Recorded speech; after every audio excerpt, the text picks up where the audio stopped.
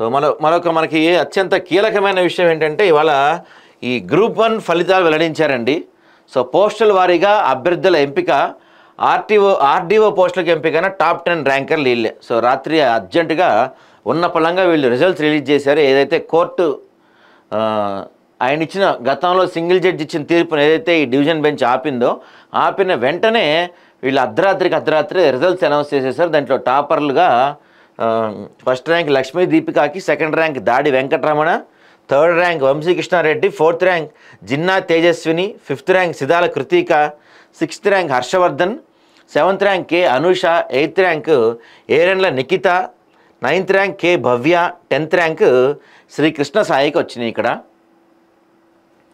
So రాష్ట్రంలో 562 group 1 సర్వీసుల పోస్టులకు ఎంపికైన అభ్యర్థుల జాబితాను టీజీపీఎస్సీ బుధవారం అర్ధరాత్రి ప్రకటించింది. అభ్యర్థులు ఎంపిక చేసుకున్న పోస్టుల ప్రాధాన్య క్రమం, ప్రధాన పరీక్షలో వచ్చిన మార్కుల మెరిట్, రిజర్వేషన్, రోస్టర్ ఆధారంగా ఆయా పోస్టులకు ఎంపికైన వారి వివరాలు వెల్లడించింది. మొత్తం 563 పోస్టులు 542 పోస్టులకు ఎంపికైనట్టు టీజీఎస్పీ చైర్మన్ బుర్రా వెంకటేశ్వర తెలిపారు. ఒక పోస్టు న్యాయ వివాద నేపథ్యంలో విద్యార్థుల్లో పెట్టారంట. గ్రూప్ 1లో టాప్ 10 ర్యాంక్ సాధించిన అభ్యర్థులు ఆర్డీఓ పోస్టులకు ఎంపిక చేస్తున్నారని చెప్పారు. తుది ఎంపికలు హైకోర్టు తుది తీర్పులకు లోబడి ఉంటాయని చెప్పారు. అర్ధరాత్రి వీళ్ళు హైకోర్టు ధర్మాసనం సింగిల్ జడ్జ్ ఇచ్చిన తీర్పును బుధవారం నిలిపివేయడంతో టీజీఎస్పీ ఫలితాలు వెల్లడికి మార్గం సుగమమైంది. తీర్పు వెలువడినప్పటి నుంచి బుర్రా వెంకటేశ్వర ఆధ్వర్యంలో బోర్డు సమావేశమై ఫలితాలు వెల్లడించాలని నిర్ణయం తీసుకుంది. అర్ధరాత్రి వరకు కసరత్తు చేసి తుది ఎంపిక జాబితా ప్రకటించింది. ఇప్పుడు నాకు విషయం అండి, ఇప్పుడు మామూలుగా కొన్ని కేసుల్లో ఈ జడ్జిమెంట్ కాపీలు ఎప్పటికో కానీ రావు, తెల్లారికో వస్తాయి. మరి ఇక్కడ ఎందుకు అర్ధరాత్రే జడ్జిమెంట్ కాపీ వచ్చేసి దానికి తగ్గట్టు రిజల్ట్స్ ఇచ్చేసి అంత హడావిడి దేనికి ప్రభుత్వానికి?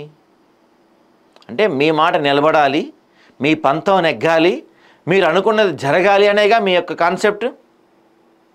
దానికోసమేగా మీరు ఇదంతా చేసింది, ఇంత హడావిడి చేసింది. అర్ధరాత్రి రిజల్ట్స్ రిలీజ్ చేయాల్సిన అవసరం ఏమిటండి? ఎంపికైన అభ్యర్థులు ఎవరన్నా తప్పుడు సమాచారం ఇచ్చిన వెళ్ళలైతే వారి నియామకాలు ఏ క్షణమైన రద్దు చేయడంతో పాటు టీజీపీఎస్సీ నిబంధనల ప్రకారం చర్యలు తీసుకుంటామని కమిషన్ స్పష్టం చేసింది. తుది ఎంపికలో మల్టీజోన్ 1లో 258, మల్టీజోన్ 2లో 304 పోస్టులకు అభ్యర్థులు ఎంపిక చేసింది. సో మొత్తం మీద ఇవన్నీ అనౌన్స్ చేశారు. సో అసలు కోర్టు ఏం తీర్పిచ్చిందో చూద్దామండి ఒకసారి. గ్రూప్ 1 పరీక్షల నిర్వహణలో కమిషన్ నిబంధనతో వ్యవహరించలేదని, పారదర్శకత పాటించలేదని సింగిల్ జడ్జి పేర్కొనడం తీవ్రమైన అంశం. మూల్యాంకనంలోని జవాబుల్లో ఇవి తప్పు, ఇవి ఒప్పు అని కోర్టు ఎలా నిర్ణయిస్తుంది? హాల్ టికెట్ల జారీ, పరీక్షా కేంద్రాల కేటాయింపు అన్ని కమిషన్ పరిధిలో అంశాలు. కేంద్రాల్లో ప్రశ్నపత్రాలను ముందే విడుదల చేశారా, కాపీయింగ్ జరిగింది అన్నది చూడాలి. విద్యార్థులు 11 నుంచి 12 గంటలు చదివారని కోర్టు ఎలా భావిస్తుంది? అనుమానాల ఆధారంగా నిర్ణయం తీసుకోవటం సరికాదు. అక్రమాలు జరిగాయని అభ్యర్థులు ఎలా చెబుతారు? పెద్ద ఎత్తున అవకతవకలు జరిగాయంటానికి ఆధారాలు చూపాలి. పరీక్షల నిర్వహణలో అవకతవకలు జరిగాయా, మాస్ కాపీయింగ్, లీకేజ్ జరిగిందా, పక్షపాతంతో వ్యవహరించారా, ఎవరికైనా అనుకూలంగా వ్యవహరించారా అనే అంశాలపై ఆధారాలతో స్పష్టత ఇవ్వాలని చెప్పి కోర్టు తీర్పిచ్చింది.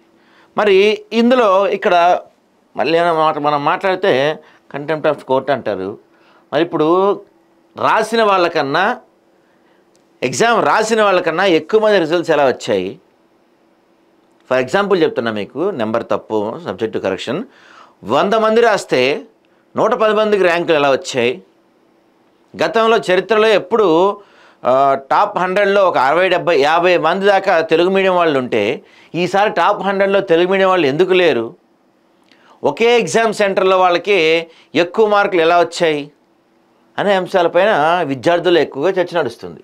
సింగిల్ జడ్జి ఇచ్చిన తీర్పు అమలు నిలిపివేస్తూ హైకోర్టు బుధవారం మధ్యంతర ఉత్తర్వులు జారీ చేసింది.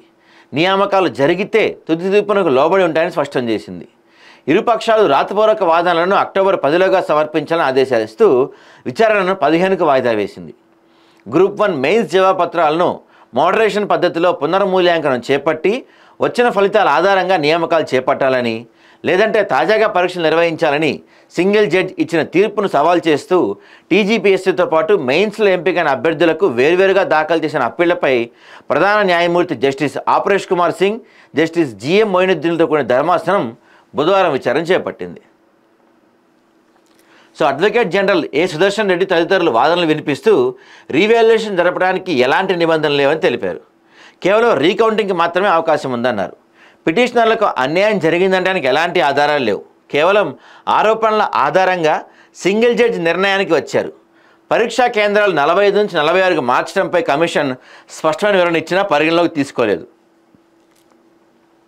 ఓ కాలేజీలో ప్లాట్ఫామ్ ఎత్తుగా ఉండటంతో దివ్యాంగులకు ఇబ్బందిగా ఉందని వారిని ఇతర కేంద్రాల్లో సర్దుబాటు చేయడంలో భాగంగా ఒక కేంద్రం పెరిగింది. పరీక్షల నిర్వహణలో ప్రొసీజర్ ఉల్లంఘించినట్టు సింగిల్ జడ్జి ఎక్కడా ఒక్క సంఘటన కూడా చూపలేదు. పరీక్షలు చాలా పారదర్శకంగా జరిగాయి. కోటి మహిళా కాలేజీలోని 18-19 సెంటర్లలో కేవలం మహిళలకే కేటాయించడానికి సింగిల్ జడ్జి తప్పట్టారు. మరుగుదొడ్లు సహా పురుషులకు సరైన సౌకర్యం లేకపోవడంతో కమిషన్ కేవలం మహిళలకే కేటాయించని వివరించారు. మరి అంతకుముందు ఆ కోటి ఉమెన్స్ కాలేజీలో చాలా ఎగ్జామ్స్ జరిగినాయి కదా, ఇది ఫస్ట్ టైం కాదు కదా. పరీక్షల నిర్వహణలో కమిషన్ నిబద్ధత లేదంటూ సింగిల్ జడ్జి నిర్ణయానికి రావడంపై పలు సందేహాలు ఉన్నాయని ధర్మాసనం వ్యాఖ్యానించింది. పరీక్షల నిర్వహణలో ప్రొసీజర్ ఉల్లంఘనలు ఉండొచ్చు, అంతేగాని నిబద్ధత చిత్తశుద్ధి లేదని ఏ ప్రతిపాదిత నిర్ణయానికి వచ్చారనడానికి తీర్పులు ఎక్కడా ఆధారాలు కనిపించలేదు. పరీక్షా కేంద్రాలు అన్ని చోట్ల ఒకేలా ఏర్పాట్లు ఉండవు. సౌకర్యాల కల్పనపై కమిషన్ నిర్ణయం తీసుకుంటుంది. పరీక్షా కేంద్రాలు 45 నుంచి 46 మార్చడాన్ని అభ్యర్థులు ఎలా ప్రశ్నిస్తారు? ప్రతి పరీక్షా కేంద్రంలో నిర్దిష్ట సమయంలో ప్రశ్నపత్రాలు సీల్డ్ కవర్ తెరవాల్సి ఉంటుంది. దానికి విరుద్ధంగా ఏ కేంద్రంలో ముందే తెరిచారా? అక్రమాలు జరిగాయని అభ్యర్థులు ఎలా చెప్తారు? కమిషన్ ఎవరి పట్ల పక్షపాతం వ్యవహరించినదో చెప్పాలి కదా. జవాబుపత్రాలను పరిశీలించకుండా సరిగ్గా మూల్యాంకనం చేయలేదని సింగిల్ జడ్జి ఎలా నిర్ణయానికి వచ్చారు? ఎవరైనా అభ్యర్థి తాను రాసిన ప్రశ్నలకు మార్కులు వేయాలని ఫిర్యాదు చేశారని ధర్మాసనం ప్రశ్నించింది. కమిషన్ తరపు సీనియర్ న్యాయవాది ఎస్ నిరంజన్ రెడ్డి వాదనలు వినిపిస్తూ తెలుగులో తక్కువ మార్కులు వచ్చాయన్న కారణంగా సరిగ్గా మూల్యాంకనం జరగలేదని సింగిల్ జడ్జి పేర్కొన్నారని, ఏపీలో తెలుగు అభ్యర్థులు ఇంకా తక్కువ మార్కులు వచ్చాయన్నారు. ఎంపికైన అభ్యర్థుల తరపున సీనియర్ న్యాయవాదులు D Prakash Reddy, doctor K Lakshmi Narasimha వాదనలు వినిపిస్తూ సింగిల్ జడ్జి రీవాల్యుయేషన్ జరపాలని ఆదేశాలు జారీ చేశారని, అంటే వాల్యుయేషన్ తప్ప మిగిలిన అన్ని సక్రమంగా ఉన్నట్లే అని పేర్కొన్నారట. సో పిటిషన్ తరపు సీనియర్ న్యాయవాదులు జి విద్యాసాగర్, సురేందర్ రావు, రచనారెడ్డిలు వాదనలు వినిపిస్తూ తాము లేవనెత్తిన అన్ని అభ్యంతరాలను పరిశీలించాలని సింగిల్ జడ్జి నిర్ణయం వెలువరించారన్నారు. అప్పీల్లో జోక్యం చేసుకోవాల్సిన అవసరం లేదని తెలిపారు. ధర్మాసనం సింగిల్ జడ్జి తీర్పును అమలు నిలిపివేస్తూ మధ్యంతర ఉత్తర్వులు జారీ చేయబోగా న్యాయవాదులు తీవ్ర అభ్యంతరం వ్యక్తం చేశారు. యథాస్థితిని కొనసాగించాలని అభ్యర్థించగా ధర్మాసనం నిరాకరించిందంట. సో మళ్ళీ ఇంకోసారి వీళ్ళు దీనిపైన కోర్టుకు వెళ్ళే అవకాశం ఉంది.